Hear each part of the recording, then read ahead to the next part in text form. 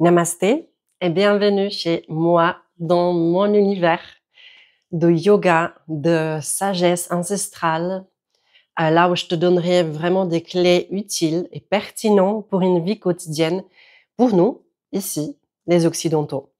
Donc je vais tenter simplement de faire un pont entre vraiment cette sagesse ancestrale de l'Inde, de l'Himalaya, euh, pour que ces outils deviennent vraiment praticables et applicables à notre petite vie d'occidental entre boulot, métro, dodo, celui qui essaye de naviguer entre les enfants, le mari, les commissions, le ménage, et puis quand même prendre soin un tout petit peu de soi. Alors, si tu es dans ce cas de figure, alors j'aimerais t'aider. J'aimerais vraiment pouvoir t'aider et te dire que le yoga est absolument accessible à tout le monde. Effectivement, il y a certaines conditions. Donc moi, je m'adresse vraiment à toi qui, depuis longtemps, a envie peut-être d'aller dans un studio de yoga et puis qui hésite. Voilà, il y aura du monde, ils ont déjà compris tout ça, ils sont certainement souples, et il y a déjà un groupe qui est formé, et moi je vais arriver dans un truc où tout le monde a déjà l'habitude de faire des choses. Mais en fait, je te révèle vraiment des pensées des personnes qui sont venues dans mon studio de yoga, mais qui ont fait retarder, en fait, d'une certaine manière, leur venue à cause de ces genres de pensées autosabotrices. Donc, on va sortir de l'autosabotage ensemble et je te donnerai vraiment des clés avec lesquelles tu pourras aisément entrer dans n'importe quel studio de yoga. Si c'est dans le mien, bah tant mieux. Bienvenue chez nous, chez Rituel Yoga, à Chipis en Valais en Suisse. Bientôt aussi sur une plateforme digitale, plein de programmes qui vont se révéler ici. Mais ça peut être aussi à Paris, ça peut être aussi, enfin je sais pas, en France, ça peut être dans n'importe quel pays où on parle français, parce que voilà, je transmets pour le moment en français uniquement, mais je pourrais vous transmettre ce genre de message en tchèque, qui est ma langue maternelle, ou en anglais, qui est aussi une deuxième langue que je parle couramment. Mais voilà, pour l'instant, je me considère comme, voilà, je m'adresse aux personnes qui parlent français. Ok, donc je te donnerai les clés qui te permettront d'accéder à n'importe quel cours du yoga pour que tu te sentes à l'aise et que tu n'aies plus ce sentiment de mon Dieu, voilà, ils savent déjà tout faire, etc., etc. Ok, ces pensées qui te reviennent et qui te retiennent sans cesse à faire ce premier pas. Donc voilà, la première chose que tu vas devoir te confronter, c'est la posture assise. Tout simple, mais il y a vraiment quelque chose de compliqué dans la position assise, parce que nous, les personnes dans ce monde occidental, les personnes du bureau ou je sais pas quoi, on a, ou debout, on est souvent aussi debout, il y a beaucoup de métiers qu'on pratique debout, etc. Mais du coup, on n'est plus du tout affronté et confronté à être assis ici au sol. Hein. On joue en tant qu'enfant, et après, assez rapidement, à l'âge de 4 ans en Suisse, ben, les enfants vont à l'école. Et du coup, ça casse un tout petit peu cette aisance que dans d'autres pays orientaux, souvent, hein, ils n'ont pas ce genre de luxe, avoir des chaises et des tables. Du coup, ils sont assis par terre. Et donc, pour eux, des positions par terre ne leur causent absolument pas de problème. C'est pour ça qu'ils vont pas s'attarder à t'expliquer qu'est-ce que ça veut dire et comment on pourrait nous asseoir confortablement. Évidemment, si tu as vraiment des grosses difficultés articulaires, les genoux qui font mal, les hanches, etc., tu peux très bien demander à ta prof ou ton prof de yoga de te fournir une chaise de yoga. Normalement, dans des studios de yoga, on est censé d'avoir quelques chaises, si ce n'est des chaises pour tout un groupe.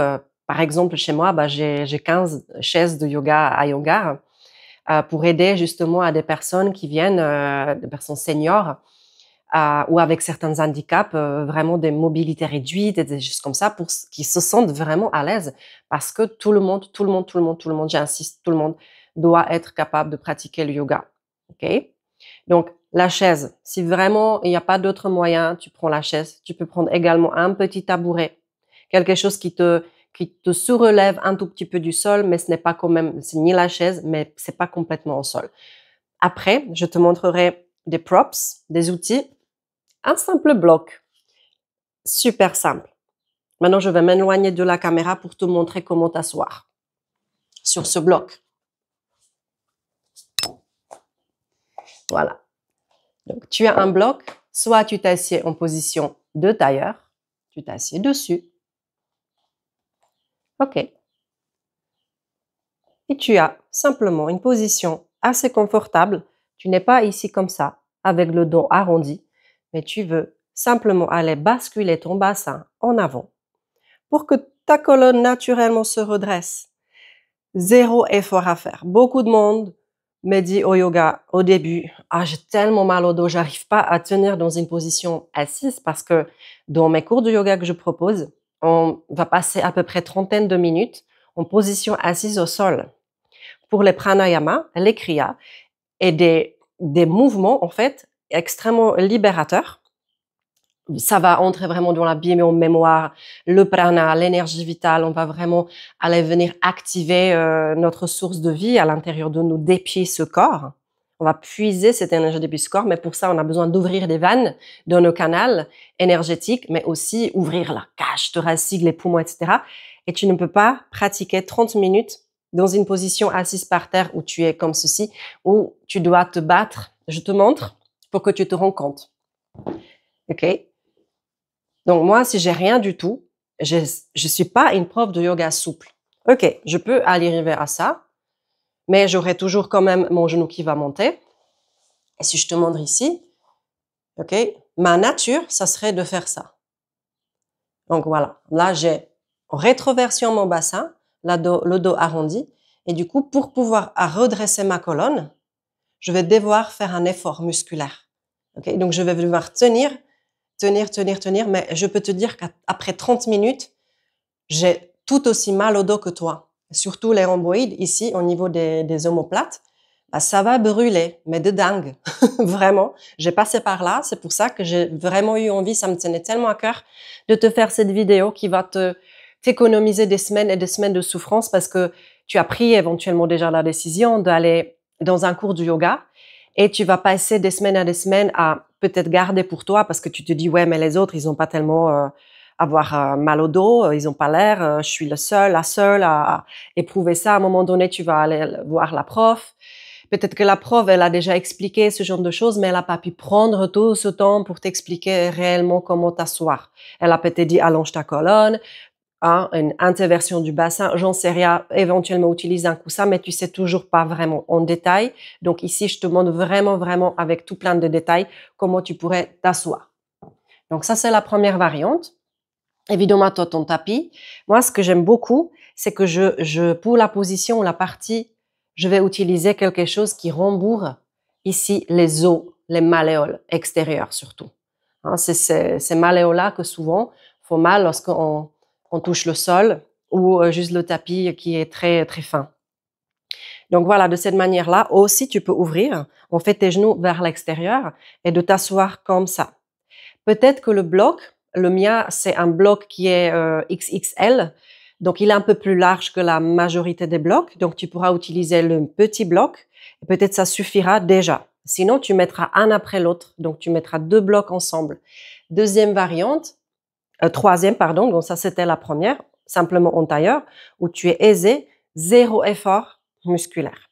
Deuxième, que tu ouvres en Siddhasana, c'est la position qu'on appelle la position où on est à l'aise. Après, bien sûr, il y a des postures, mais ça, il n'y a pas besoin. Simplement, c'est une demi-lotus, si tu es à l'aise dans celle-ci, ou encore le lotus complet où tu vas faire avec tes deux pieds, que moi, j'arrive à faire, mais je n'ai aucune... Enfin, c'est absolument pas pertinent de rester 30 minutes dans un lotus complet, à part si vraiment tes hanches sont extrêmement ouvertes. Et tu as vraiment des dons de naissance qui te permettront de faire cette position. Je vais revenir à ce sujet de mobilité et de flexibilité dans des prochaines vidéos. C'est quelque chose qui va te révéler vraiment de pourquoi et comment, pourquoi certaines personnes sont flexibles et d'autres pas, etc. Où tu vas aussi comprendre où tu te situes. Donc, si tout ça t'intéresse, ça t'intrigue, ça te donnera vraiment réellement les clés de compréhension surtout, et du coup de beaucoup de compassion aussi pour toi et de bienveillance, et simplement tu vas pouvoir vraiment te détendre, aller au-delà de ces idées préconçues qu'on reçoit majoritairement de ce que c'est vraiment le yoga et comment le pratiquer. Ok? Troisième variante, tu vas aller en position de Sesa. Simplement t'asseoir sur tes talons. Si c'est difficile pour toi les talons, tu pourras utiliser une couverture, et je te prie vraiment de utiliser tous les props, tous les dispositifs pour ton propre confort. C'est super important. Donc, tu t'assois ici. Et là, tu peux rester peut-être beaucoup plus longtemps parce qu'en fait, sur tes pieds, tu auras aussi un tapis de yoga ou éventuellement une autre couverture qui va te servir pour rembourrer tes chevilles, etc., etc. Pas beaucoup de personnes peuvent faire cette position. OK? Pas de souci. Il y a toujours le bloc qui est là. Donc, je vais ouvrir et je vais m'asseoir comme ceci. OK? Donc, du coup, je ne suis pas assise directement sur mes talons. OK? Mes talons sont en dehors de mes fessiers et je peux rester dans la position japonaise, Sesa ou Ero, Virasana, de cette manière-là. OK? Si c'est toujours pas suffisant, attention, je vais chercher mon deuxième bloc. OK? Et tu vas utiliser 2 blocs. Et de cette manière-là, ta colonne est parfaitement allongée. OK? Parfait. Il y a encore une autre option qui se propose. Ça demande un certain investissement. Oui, les blocs, tu peux les acheter peut-être pour 20 francs chacun. Il y aura moins cher. Moi, j'utilise celles qui sont dures. Pour la stabilité, j'aime pas du tout ces blocs à la limite, qui se plient, qui se fléchissent. Ces blocs en mousse, je les aime pas du tout. Voilà, parce que j'utilise aussi les blocs pour la stabilité, etc. Mais ici, il y a des blocs en liège, par exemple, ils sont assez solides. OK, celui-ci, c'est le tabouret de mon mari. Parce que mon mari, il a zéro flexibilité. Mais c'est un grand fan de yoga. Il adore venir à mes cours. Il vient en tout cas 1 à 2 fois par semaine. Il pratique tous les jours la méditation. Tous les jours, on médite ensemble. Le soir aussi, on se rencontre avant d'aller au lit. On fait notre pratique de régulation du système nerveux. C'est quelque chose qui reviendra aussi sur cette chaîne. Donc voilà, je me prête son petit tabouret pour te montrer en fait la facilité d'utilisation. Et lui, il peut, en fait, même si quand il va partir en Inde, par exemple, il part avec son tabouret. Voilà, c'est tellement important et essentiel d'être bien ancré et installé dans sa pratique. Ça va te changer la life. OK. Donc, tu t'assieds simplement comme ceci. OK? Et tu peux rester. Nous, on pratique même le tantra. Chut, c'est un secret. Donc, il est ici. Et il peut rester des heures dans cette position. Il a zéro douleur.